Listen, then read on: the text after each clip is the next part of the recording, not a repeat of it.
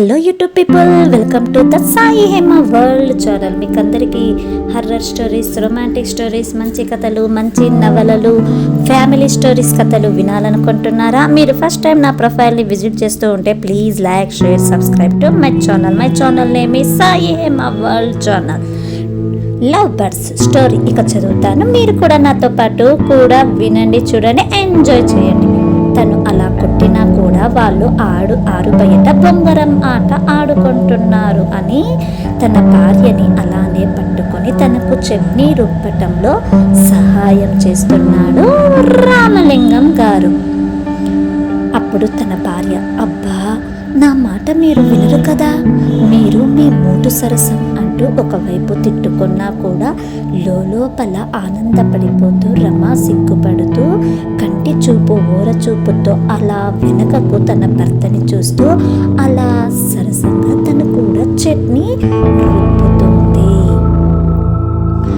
రామ అలా చట్నీ రుబ్బుతుంటే రామలింగం చెవి దగ్గరకు వెళ్ళి, భార్యామణి నిజం చెప్పు, మీ ఆడవాళ్ళ మాటలు అర్థాలే వేరేలే కదా, మీకందరికీ అలా ఇష్టం అంటారు, దూరంగా వెళ్ళు అంటావు, కానీ నేను ఇలా దగ్గరగా ఉండటం, నీతో ఇలా అప్పుడప్పుడు చిలిపి సరసాలు చేయటం నీకు ఇష్టమే కదా, నిజం చెప్పు అని అలా తన నోటితో తన చెవిని చిన్నగా కొరుకుతాడు. అలా చిన్నగా తన చెవిని కొరకగానే రమ కూడా కళ్ళు మూసుకొని ఎంజాయ్ చేస్తుంది.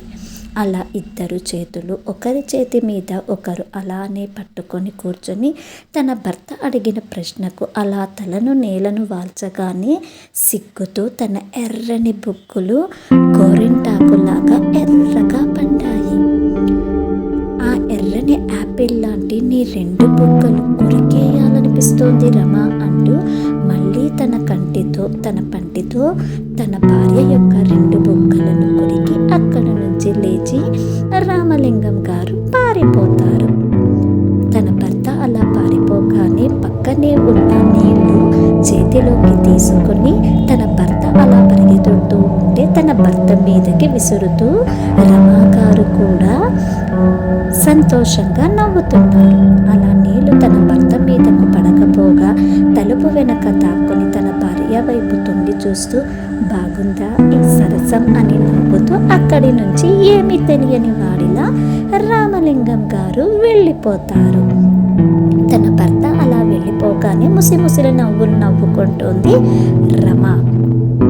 ప్రణాళి, రవి తన స్నేహితులందరూ ఆటలాడుకుంటూ ఉంటే తన స్నేహితురాలు అయిన పూర్ణ, సరే బాయ్వే, నాకు కంప్యూటర్ క్లాస్కి టైం అవుతుంది, నేను వెళ్ళాలి అని చెబుతుంది.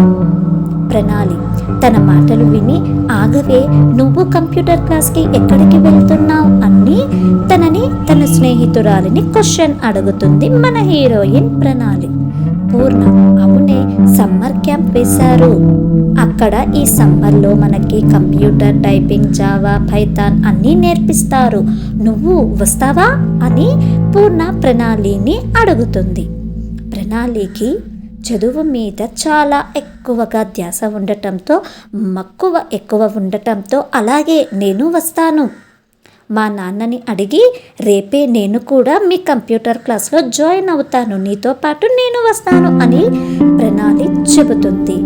తన స్నేహితురాలు ప్రణాళి మాటలు విని నవ్వుతూ సరే బాయ్ అని వెళ్ళిపోగానే ప్రణాళి తన తమ్ముడితో ఆటలాడుకుంటూ నేను కూడా కంప్యూటర్కి వెళ్ళి టైపింగ్, జావా అన్నీ నేర్చుకోవాలి అని మనసులో అనుకుంటూ ఆటలాడుకుంటుంది.